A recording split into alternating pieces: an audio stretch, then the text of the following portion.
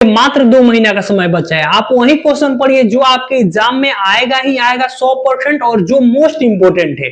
आइए हम क्वेश्चन को स्टार्ट करते हैं। इससे पहले हम लोग फिजिक्स में 20 क्वेश्चन किए थे चैप्टर नंबर 3 विद्युत धारा चैप्टर से। आइए हम अगले क्वेश्चन को स्टार्ट करते हैं। ध्यान दीजिए अगला क्वेश्चन क्या कह रहा है। अगला क्वेश्चन कह रहा है कि एक अश्व शक्ति एचपी कितने वाट के बराबर होता है। आपसे कई मर्तबा ये क्वेश्चन किया है कि बाबू आप ये बताइए कि एक अश्व शक्ति बराबर क्या होता है। आपको याद रखना है एक अश्व शक्ति बराबर 446 वाट होता है। आपको ये बात हमेशा याद रखना है कि एक अश्व शक्ति बराबर 446 वाट होता है। तो इसका आंसर क्या होगा। इसका answer A is a right answer. आइए हम अगले क्वेश्चन पे चलते हैं। ध्यान दीजिए अभी के टाइम में आपको अच्छे से पढ़ना है और ऐसे पढ़ना है जो आपके एग्जाम में क्वेश्चन आएगा और बार बार आपको रिवीजन करना है। अगला क्वेश्चन कि भारत में उत्पादित प्रत्यावर्ती विद्युत धारा की आवृत्ति होती है। प्रत्यावर्ती विद्युत धारा का मतलब होता है एसी करंट। कौन सा करंट। AC current. और एसी का मतलब होता है बाबू अल्टरनेटिंग करंट। अल्टरनेटिंग करंट कैसे चलती है। कुछ इस प्रकार से अल्टरनेटिंग करंट चलती है। इस प्रकार से ये होता है अल्टरनेटिंग करंट। आप ध्यान दीजिए यहां से यहां तक आती है तो इसका पूर्ण मतलब चक्कर होता है। यानी यहां से यहां आने में ये पूर्ण चक्कर लगाती है। इसको हम लोग टाइम से सूचित करते हैं, टी से सूचित करते हैं। तो क्वेश्चन कह रहा है कि ये बताइए भारत में उत्पादित प्रत्यावर्ती विद्युत धारा की आवृत्ति कितनी होती है, कितने बार बदलती है।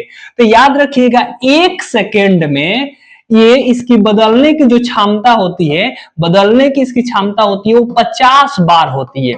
कितने बार होती है। 50 बार। तो 50 बार को हम लिख सकते हैं 50 हर्ट्ज। क्या होती है 50 हर्ट्ज। तो आप याद रखिए कि इसको विद्युत धारा की आवृत्ति कितनी होती है। A is a right answer 50 hertz होती है। मतलब 1 सेकंड में ये 50 बार बदलती रहती है। इसका आंसर क्या होगा। ए इज ए राइट आंसर।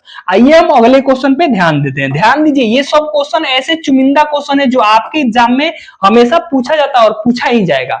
अगला क्वेश्चन कह रहा है 1 माइक्रो एम्पियर विद्युत धारा का निम्नलिखित मान होता है। आप याद रखिएगा कि 1 माइक्रो एम्पियर बराबर होता है 10 के पावर -6 रखना। तो इसका आंसर क्या होगा। सी इज ए राइट आंसर। यानी 1 एम्पियर बराबर होता है 10 के पावर -1 एक माइक्रो एम्पियर बराबर होता है 10 के पावर -6 एम्पियर। याद रहेगा। तो इसका आंसर क्या होगा। सी इज ए राइट आंसर। अगला क्वेश्चन ध्यान दीजिए अगला क्वेश्चन क्या कहता है। मात्र हम लोग जल्दी जल्दी क्वेश्चन करेंगे और समझते हुए ताकि आपके एग्जाम में रिवीजन भी हो जाए और एग्जाम में ये सारे क्वेश्चन आपके बन भी जाए। अगला क्वेश्चन क्या कह रहा है। कह रहा है लिखित में कौन सा पद विद्युत परिपथ में विद्युत शक्ति को निरूपित करता है। यानी विद्युत परिपथ में विद्युत शक्ति का निरूपण करता है। याद रखिएगा विद्युत शक्ति का मतलब होता है P और P बराबर फॉर्मूला होता है I²R। और I को हम लोग किसे सूचित करते हैं। I को हम लोग बोलते हैं धारक से। हम लोग किसे सूचित करते हैं धारा से। और जो R होता है वो प्रतिरोध होता है रसगुल्ला। याद रखिएगा। तो इसका आंसर क्या हो जाएगा। A is a right answer. ये नहीं होता है इसका फॉर्मूला, ये नहीं होता है, ये नहीं होता है। तो इसका आंसर क्या होगा। A is a right answer. अगला क्वेश्चन अगला 25 नंबर क्वेश्चन क्या कह रहा है। 25 नंबर क्वेश्चन कह रहा है कि विद्युत ऊर्जा का व्यापारिक मात्रक होता है। क्या कह रहा है। विद्युत ऊर्जा का व्यापारिक मात्रक। याद रखिएगा विद्युत ऊर्जा का जो व्यापारिक विद्युत ऊर्जा का व्यापारिक मात्रक का मतलब होता है इसका व्यापारिक जो मात्रक होता है ये याद रखिएगा व्यापारिक मात्रक होता है किलोवाट घंटा। क्या होता है किलोवाट घंटा। और किलोवाट घंटा को बाबू हम किसमें लिखते हैं। हम लोग यूनिट में लिखते हैं। किसमें यूनिट में। तो ये जो घर की बिजली होती है ना बिजली बिल, तो बिजली बिल किसमें कटती है। जो बिजली बिल कटती है वो बाबू यूनिट में कटती है। तो किलोवाट घंटा को हम लोग यूनिट में लिखते हैं और यूनिट जो होती है वो बिजली के मतलब बताती है कि आपके कितने यूनिट बिजली का खपत हुआ और उसके हिसाब से आपका पैसा लगता है। तो आप इसका आंसर क्या हो जाएगा। इसका आंसर हो जाएगा यूनिट। यानी सी इज ए राइट आंसर। आइए हम अगले क्वेश्चन की बात करते हैं। ध्यान दीजिए अगला क्वेश्चन क्या कह रहा है। अगला क्वेश्चन कह रहा है कि प्रतिरोध का सूत्र होता है। प्रतिरोध मतलब क्या होता है रसगुल्ला। प्रतिरोध मतलब होता है R। तो R बराबर क्या होता है याद रखिएगा। R बराबर होता है V/I। क्या होता है V/I। तो इसका आंसर क्या होगा। Answer C is a right answer. यानी हमेशा आप याद रखिएगा प्रतिरोध का सूत्र होता है V/I। चलिए हम अगले क्वेश्चन पे ध्यान देते हैं। अगला क्वेश्चन क्या कह रहा है आप ध्यान दीजिएगा। कह रहा है कि निम्नलिखित में से कौन सा विद्युत का सबसे अच्छा चालक है। Most important question. कई बार आपसे एग्जाम में क्वेश्चन पूछा गया है।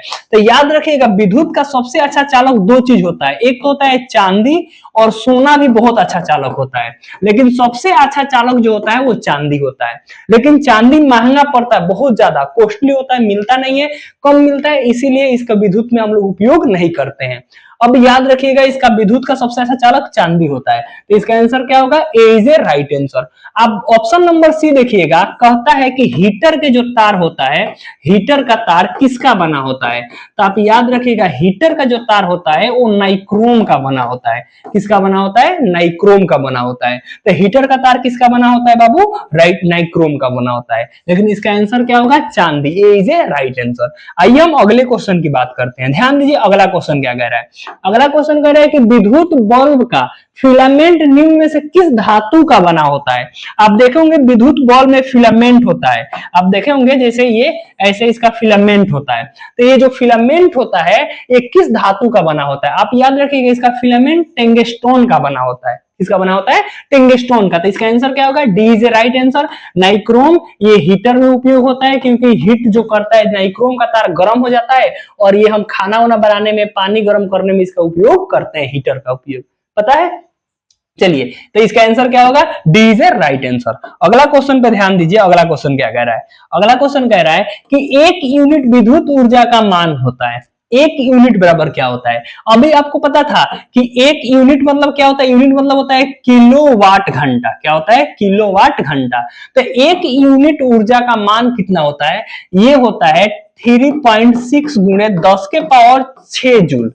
3.6 गुणे 10 के पावर 6 जूल। तो इसका आंसर क्या होगा, इसका answer D is a right answer. आया समझ में। चलिए हम अगले पर चलते हैं। याद रखिएगा ये सारे क्वेश्चन चुनिंदा है जो आपके एग्जाम में बार बार पूछा ही जाता है, तो इस क्वेश्चन को आपको हमेशा याद करके चलना है, और रिजल्ट बेटर बनाना है तो आपको अच्छे ढंग से, अच्छे तरीके से पढ़ना पड़ेगा। अब मात्र आपके एग्जाम के लिए 2 मंथ का समय बच गया है।